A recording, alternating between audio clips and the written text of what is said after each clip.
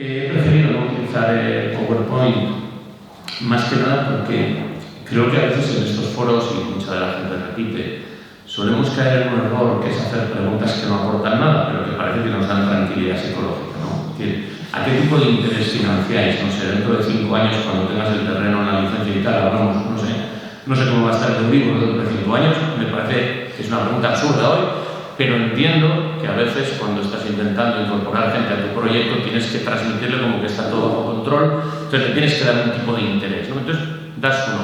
Pero claro, a veces me viene uno, tú dijiste en las jornadas de nosotros en el año 2017 que el tipo de interés era tal, sí, coño, pero era de 2017, entonces prefiero no utilizar PowerPoint porque si no me lo vais a sacar dentro de 7 años, tú te comprometiste, así que prefiero evitar eso. Además del tiempo, que es un elemento importante que hace que no tenga sentido hablar de estas cosas, también por otro elemento, no quiero desilusionarles, pero como les he dicho, yo tengo que jugar el papel del tío serio de la mesa. Nosotros en este momento tendremos en listas de proyectos con los que estamos haciendo algo, no los que ya están financiados, los que se están construyendo, los que ya han acabado, sino los que estamos en ello, analizando cosas porque han llamado a preguntar algo, ni siquiera que conocemos, habrá muchos que no conozcamos, pero los que se han puesto en contacto tenemos unos 100 aproximadamente.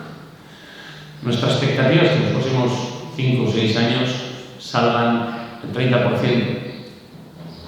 Por tanto, creo que teniendo en cuenta que el ratio de supervivencia es bajo en estos momentos, no tiene mucho sentido ponerse a discutir tipos de interés, creo que hay que discutir de otras cosas, de qué es lo que puede hacer que el ratio de supervivencia sea más alto, ¿no?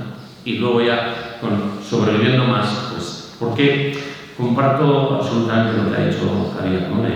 Estamos haciendo proyectos piloto y eso hace que el ratio de supervivencia sea bajo. No es porque la gente sea menos capaz, es porque realmente estamos innovando, estamos haciendo cosas que son nuevas para la administración, para los bancos, para las entidades, para las personas.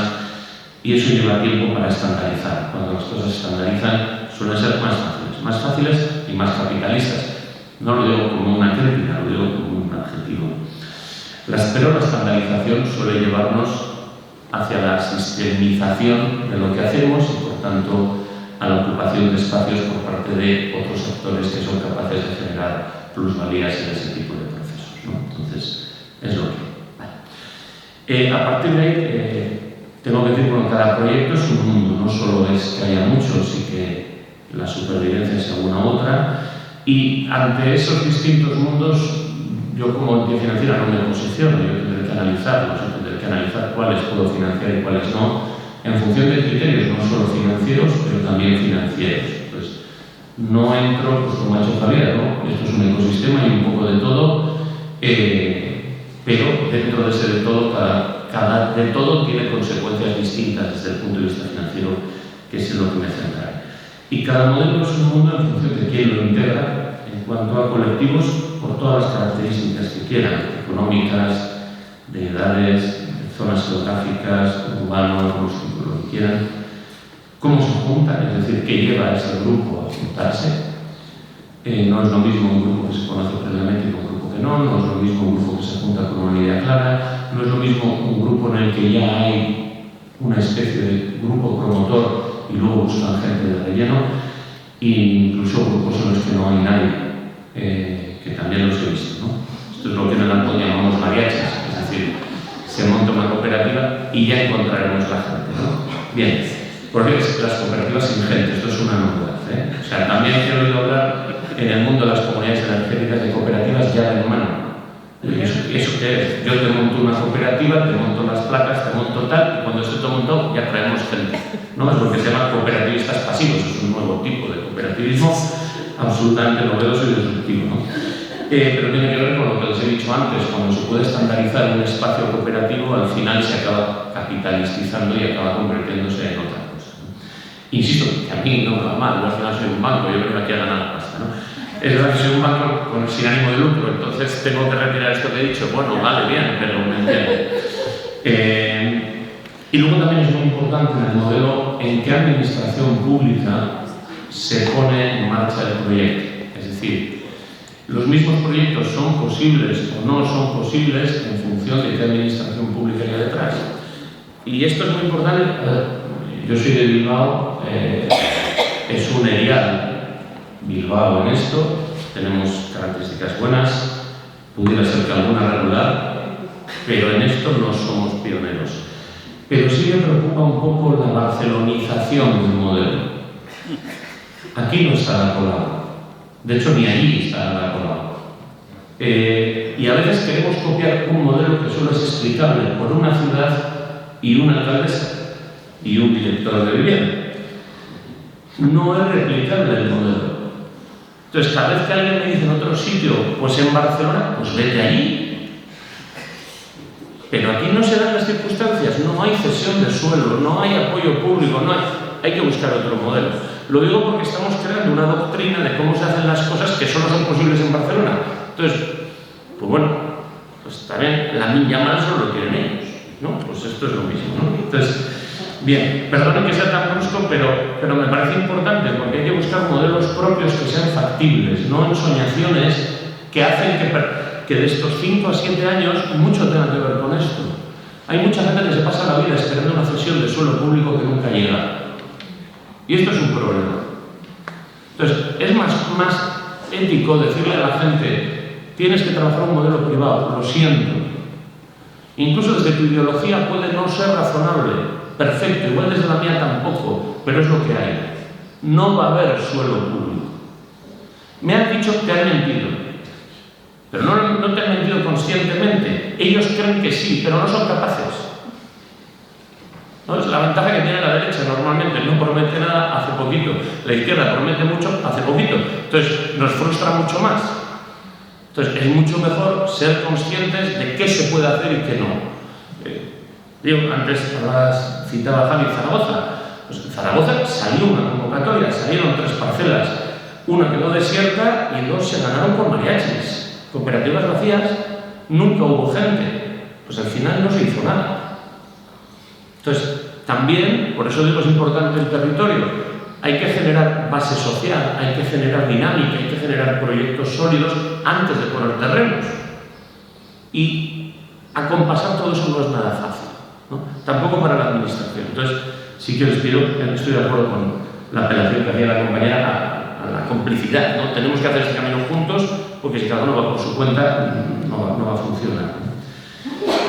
A partir de ahí también, bueno, me sitúo desde una situación un poco rara. Nosotros, quitando iniciativas no bancarias como COP57, como el Instituto Catalán de Finanzas, hemos sido únicos en esto de la vivienda cooperativa. Hicimos una experiencia, la primera de Entre Patios, que la mitad la cogió Triodos Bank. Hemos hecho una, la de San Feliu de Guíxols, que la mitad la ha cogido Caja Ingenieros, pero no hay otros actores. Y eso también tiene que ver con el pionerismo. Nosotros también, antes lo de las barreras de entrada me hacía gracia, pero es verdad, al final dices, vamos a estar nosotros comiéndonos toda la mierda de poner en marcha este sector para que luego llegue el BBV. O sea, pero es verdad. Y el día que venga nos echará a patadas, y digo BBV o cualquiera. Prefiero meterme con uno de mi ciudad para que nadie piense que es algo personal, pero me vale cualquiera. Llegarán otras entidades financieras cuando esto sea fácil, y al que ha trabajado para que esto sea fácil, pues nos dejarán de lado. Y ya tendremos que buscar nuestro sector en el que no sea fácil para meternos en ese, ¿no? Que es lo que nos toca, estar donde no es fácil. Dicho esto, para mí hay 2 cuestiones fundamentales que definen este modelo o esta multiplicidad de modelos, que son el tiempo y la tipología, ¿no? Empiezo por el tiempo. Una de las características fundamentales que determina estos proyectos es la resiliencia, o la capacidad de ser resiliente. Algunos me dirán, joder, a mí me lo vas a contar, ¿no? Pero es fundamental porque aquí hay elementos que son muy difíciles. Primero, estamos hablando de grupos, y los grupos humanos son sobre todo muy diferentes entre sí. Es muy difícil tener un grupo cohesionado. La mayor parte de los proyectos, antes se metió a la administración, pero la mayor parte de los proyectos que se caen por el grupo. Porque el grupo no se rompe, porque el grupo se divide, porque tal, no sé, parece ser que tienen complejo de partido político de izquierdas, entonces van haciendo escisiones, ¿no? Cada asamblea sacan un nuevo grupo, se dividen en dos, etc. No sé, al final vamos a hacer nanoproyectos, ¿no? Pero es lo que hay, ¿no? Porque es que yo quería rural, yo quería urbano, yo quería no sé qué, yo quería tal. No es fácil hacer grupos, ¿no? En segundo lugar, hay un tema fundamental que es el equilibrio de liderazgos. Y esto también es una de las causas de dificultades. Es decir, casi todos estos grupos, como todo grupo humano, como toda empresa, necesitan liderazgo, pero como son proyectos colectivos, no tenemos cultura de liderazgo colectivo. Tenemos cultura de liderazgo personal. Y el liderazgo personal limita con el caudillismo. Y eso no funciona. Puede funcionar para algunas personas, para otras no. Pero el liderazgo colectivo es muy difícil y no tenemos herramientas muchas veces, ¿no? Y luego, por otro lado, hay un tema de equilibrios, que a veces se buscan y no es nada fácil. Equilibrios de edades. Yo estoy cansado de ver proyectos que se autodefinen como intergeneracionales, pero todos tienen más de 70. Digo, ¿qué estáis esperando a uno para que califique de intergeneracional a los otros 30? ¿O cómo es esto, no? Entonces, la realidad es esa, pues es la que hay. O sea, tenéis que partir de lo que tenéis, ¿no? Pero todo el mundo quiere ser intergeneracional. Pero todos damos por supuesto, yo me voy acercando ya poco a poco al senior, todos damos por supuesto que los jóvenes quieren vivir con nosotros. Y no, mi hija no quiere vivir conmigo. No quiere.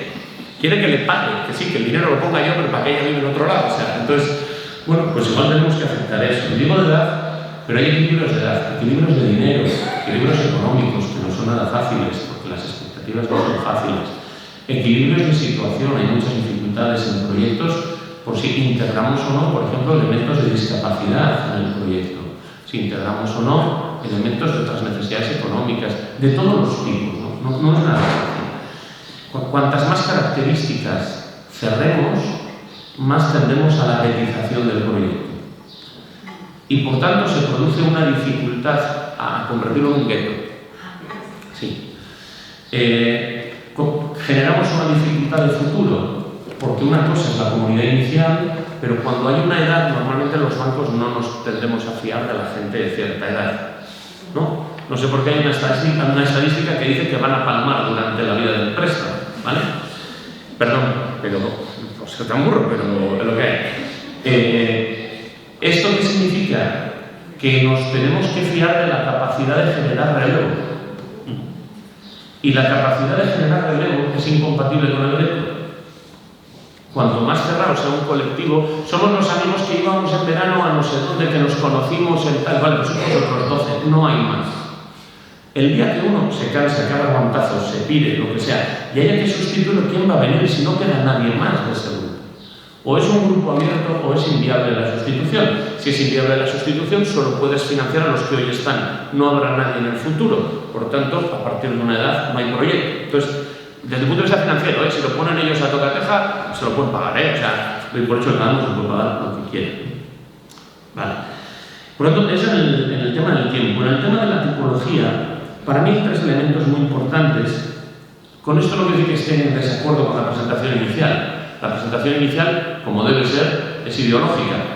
Yo he dicho que soy de un banco, yo no tengo ideología, yo tengo euros. Entonces, pero hay tres elementos que se mezclan y siempre hay un poco de los tres. Para mí lo importante no es definir cuánto de los tres hay, es asumirlo, porque tiene consecuencias distintas. Negarlo me parece que es otro de los errores que lleva a los fracasos en estos proyectos. El primero, ahí se habla de dos componentes, de compra y alquiler, ¿no? Y un híbrido. Hay otro elemento que no se pone. Ustedes habrán oído, léanse el libro de Javier Sinó, que uno de los problemas que tiene el sector de la vivienda en nuestro país es que no sirve solo para vivienda.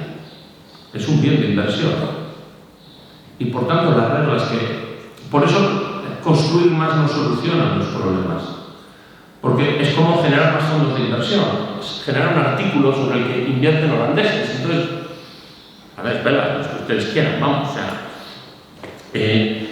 eso hace que al final, bueno, sea un objeto que en nuestra conciencia está jugando un valor de inversión. Y eso está ahí también, nos guste o no.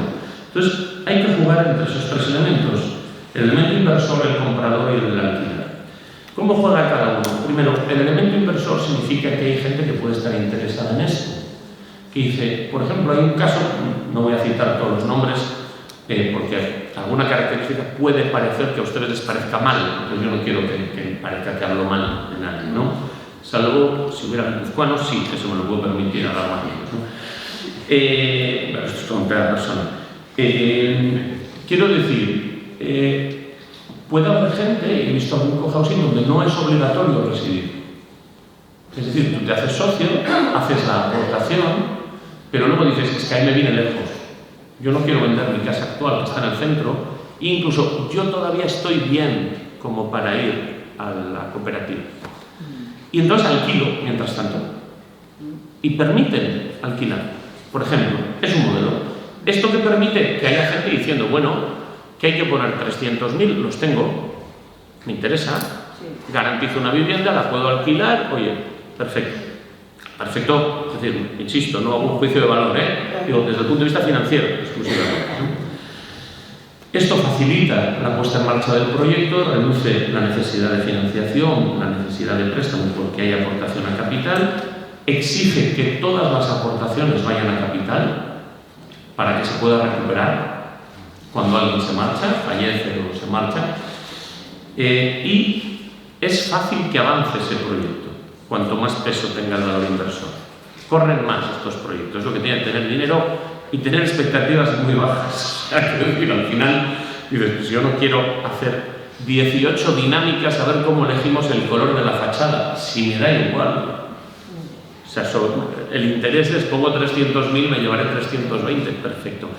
Hay una pequeña pega, el tema comunitario bajito, ¿vale? Pero acostúmbrense a que es imposible, muy difícil, que haya una convocatoria pública, por ejemplo, en la que uno de los requisitos sea acreditar el espíritu colectivo, porque es imposible de acreditar. Digo, bueno, difícil, llamémosle, difícil. No es como lo de las cláusulas sociales, podemos dar 200 charlas y díselo a la interventora, ¿vale? Pero bueno. En segundo lugar hay un segundo elemento que es el elemento comprador. No tanto que yo tengo un elemento especulador o quiero invertir, pero sí tengo la cultura de comprar. Yo tengo una vivienda en la que vivo, bueno, pues voy a otra vivienda. Es decir, vendo la vivienda que tengo para entrar aquí, ¿vale? No condiciona tanto como el anterior, pero es un híbrido. Aquí normalmente no hace falta tampoco financiación, pero sí hacen falta préstamos puente. Es decir, aquí la necesidad financiera fundamental es aguantar financieramente hasta que se vendan las otras viviendas, ¿vale? Es una necesidad distinta, pero que también existe en muchos proyectos de este tipo, ¿no? Y aquí sí que hay una característica positiva, que es la permanencia. Yo sé que compro la vivienda en la que voy a vivir el resto y saldré con los pies por delante de esa vivienda, como cuando uno se mete en una hipoteca. Esto para un banco es importante, porque en estos dos modelos saben que vienen a un banco a pedir una hipoteca para la adquisición de una vivienda. Están acostumbrados y tienen esa cultura. El tercer elemento, el elemento del arrendamiento, es el que más peso se le da normalmente cuando se trabaja la comunidad y es el que peor encaja con los bancos. También lo digo. Es decir, gente que dice, a mí me gustaría vivir en esa comunidad, pero no se sitúa en que ahí se está haciendo una inversión y que hay que poner dinero. Y además, echa a la administración pública la carga de poner el dinero en forma de terreno. De manera que eso permitiría que yo mañana entre en una comunidad donde tengo mucho espíritu cooperativo, pero tiene varios problemas. Primero, no pongo dinero y segundo, no me comprometo a largo plazo. Y esta gente que no se compromete a largo plazo tiende a agotarse del modelo. A mí me sorprende financiar un proyecto de vivienda cooperativa a 30 años, donde que fuera a 30 es fundamental, porque si no, no cuadran los números del proyecto, y al mes 7 hay uno que se va a vivir a Bélgica porque no ha cambiado de trabajo. Dices, coño, este es el proyecto de tu vida, llevas 4 años haciendo asambleas y has durado 7 meses. Claro, a mí como banco me pides que yo me quede a 30 años y tú te quedas 6 meses. ¿Qué broma es esta? Es decir, no puede haber un modelo en el que a ver si me gusta. ¿Cómo se valora que no es a ver si me gusta y que me comprometo? Pues poniendo pasta y dejando la huella en la escritura notaria. Sé que suena difícil, digo desde el punto de vista bancario, insisto, me situaba ahí, Y entre estos tres hay que equilibrar. Yo entiendo que me digáis, no, pero es que este es menos transformador, es que este es menos tal, es que este... Bueno, vale, equilibremos, pero entendemos que hay de los tres. Porque si no, acabamos... Haznos una asamblea para explicarnos cómo va lo del préstamo y te empieza a preguntar gente cosas que dices, pues si no estáis jugando al mismo deporte. O sea, que él me pregunta, pero es verdad que es obligatorio. No, no es obligatorio, pero lo ha decidido tu cooperativa en la asamblea. Lo ponen vuestros estatutos, joder. Consigue una mayoría y cambia los estatutos. O si no, monta una extinción. Otro cohousing de los que creéis en la cláusula 17 del estatuto. O sea, perfecto. ¿Vale? Con estos dos elementos, pues si juntan la tipología y la resiliencia, llegamos a la conclusión fundamental que yo les quiero transmitir. Un proyecto de estos es un emprendimiento colectivo. Es decir, y tiene que tener las dos características. Emprendimiento, es decir, tienen que estar ustedes convencidos de que montan una empresa. Una empresa cooperativa que tiene como finalidad desarrollar un proyecto convivencial, es cierto, pero es una empresa. Tiene una cuenta de resultados, tiene unos balances. Hay que gestionar. No solo hay que pasarlo bien, hay que gestionar. Y dos, colectivo. Hay que hacerlo juntas. Significa renunciar, evitar maximalismos, buscar puntos de encuentro. Es muy difícil, por eso se montan muchas más sociedades limitadas que cooperativas. Porque es muy difícil, no de vivienda, de todo. O sea, nosotros hemos montado un banco cooperativo. Es muy difícil. Es mucho más fácil montar un banco sociedad anónima. Solo hay que tener dinero. Por tanto, pero somos mucho más resilientes. Precisamente porque como era tan difícil montarlo, luego no lo vamos a cerrar. Sí, ya que nos ha costado llegar hasta aquí, vamos a continuar. Lo que quiero decir es que tenemos que tener esa conciencia. Y para mí es lo que a veces echo de menos. No es que queremos vivir, es que estamos pensando en los cuidados y tal, todo eso está muy bien. Y es fundamental y es necesario, pero no es suficiente. Hace falta querer montar una empresa que se ocupe de los cuidados. No querer que me la monten, que la administración me ponga esto, que me ponga lo otro, tal. Otra cosa es queremos y no tenemos herramientas. Para eso hay apoyos técnicos. Y eso es fundamental. Que esa es otra fantasía que tenemos. No, nos juntamos 18 como aquel fue protésico dental, va a llevar en la contabilidad. Digo, a ver, no sé. O sea, entonces, creo que es importante, es que le gusta mucho la decoración, ¿no? La arquitectura y la decoración no tienen nada que ver, ¿vale? O sea, lo digo, y son respetables las dos, pero son cosas diferentes. Entonces, creo que es importante entender que hace falta apoyos externos, internos. Hay cooperativas que tienen internamente muchas herramientas, pero la mayoría no. Para eso se están montando servicios que, bueno, pues luego puedan retomar o no barreras de entrada para otros. Pero bueno, yo creo que las barreras de entrada igual las podemos poner otros y decir, yo solo acepto proyectos que vengan trabajados con determinada tipología de apoyos externos y ya está. O sea, no hace falta la administración, seguramente lo va a ponernos, pero nosotros sí. A partir de ahí, pues hay diferentes alternativas, ¿no? Todas ellas legítimas, pero cada una necesita requisitos distintos. Yo les cito algunas y termino, ¿no? Y son alternativas en las que estamos trabajando, ¿no? De hecho, pues hay algunas contra el sistema que decía antes Javier, como Entre Patios y Travensol, que son nuestras, o sea, nuestras. Hemos estado en la financiación en la de Entre Patios, en las dos de Entre Patios y la de Travensol, pero hay distintos modelos y todos son posibles, ¿no? En primer lugar, estamos trabajando en un modelo un poco particular con dos cooperativas que hemos financiado en Galicia, en el que la vida comunitaria es muy baja. El elemento colectivo es muy bajo y diría que son mariachis desde ese punto de vista. No se han juntado para montar una cooperativa, sino que les han juntado para montar una cooperativa. Pero es una herramienta para permitir el acceso a la vivienda en propiedad de personas con rentas bajas. La preocupación principal de las personas con renta baja no son las dinámicas participativas, es el acceso a la vivienda. Y ahí es donde las políticas públicas son imprescindibles, no importantes, son imprescindibles, porque si no, no hay proyecto, no tienen capacidad económica, etc.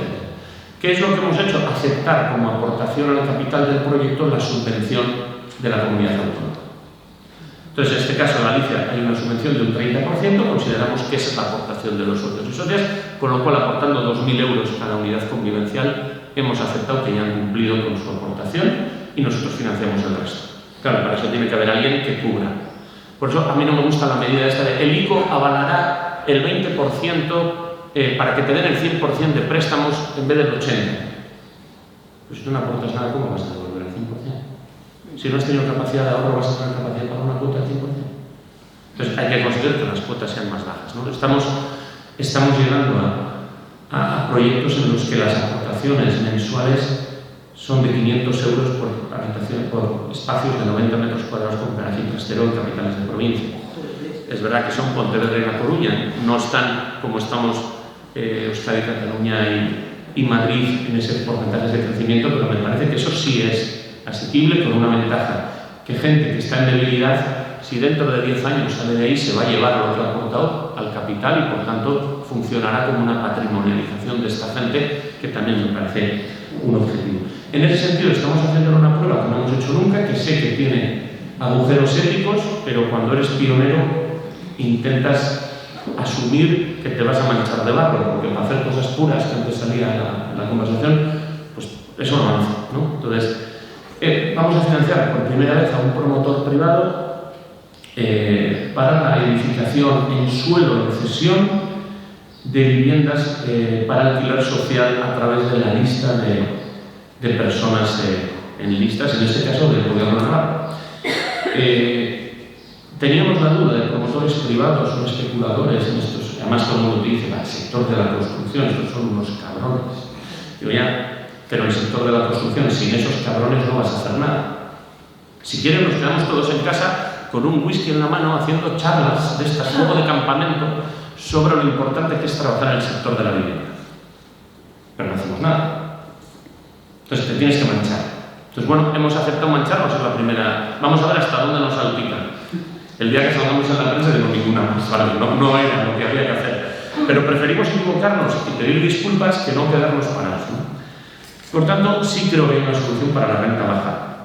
En segundo lugar, hay una serie de proyectos de gente, llamémosle jóvenes, yo ya no me lo considero, así que llamémosle jóvenes. Aquí lo que es fundamental es, además de la participación en los apoyos públicos, vía cesión, por ejemplo, la necesidad de aparición de actores intermediarios. Es decir, normalmente los jóvenes no tienen capital, no tienen capacidad de aportación, igual no tienen renta baja, pero no tienen ahorros acumulados para aportar ese 20-25%, y tampoco tienen el tiempo y las capacitaciones. Queremos vivir en común, queremos tal, pero además lo queremos hacer con estos colectivos, con este nivel de eficiencia energética, con este nivel de... Es que luchamos contra la España vaciada. Genial. Nos ponemos fuera de las capitales, ¿no? En Los Hermanos, de tal mierda. Vale, o sea, es decir, tenemos que ser capaces de decir a cuántos kilómetros de capital, con cuánto colectivo, con cuánta densidad de población, que haya indicadores claros, nada en contra de Los Hermanos, vale, medio, pero me entendéis, claro, es una prolongación urbana, o sea, no. Entonces, bueno, y ahí es donde nos tenemos que mover. Entonces, en todos esos nosotros estamos dispuestos a financiar, en algunos casos directamente a la cooperativa, hemos hecho alguna financiando alquiler social a las propias administraciones públicas, estamos dispuestos sin ningún problema, todo depende de importes, de situaciones, de análisis, miraremos cada caso, sí decirles que yo les tengo que decir cuáles son las ventajas e inconvenientes, pero somos un aliado, no les vamos a pedir seguro de vida, no les vamos a pedir que domicilien nada, no les vamos a pedir análisis de sangre para admitirles en casi, si han abierto una cuenta ahora en un banco se darán cuenta que menos análisis de orina pedimos ya de todo. O sea, es un proceso larguísimo, farragosísimo, donde les preguntamos por absolutamente todo, pero eso es por temas de normativa. Pero sí es verdad que creo que merece la pena trabajar esto en esa clave que decía Javier. Somos pioneros que estamos intentando montar algo que no existe, por tanto no va a ser fácil, hay que ser deportivos, y desde ahí construir sabiendo que hay actores alrededor, también pioneros, tampoco lo tienen todo claro, pero que están dispuestos a colaborar con ustedes para sacar su proyecto adelante. Gracias.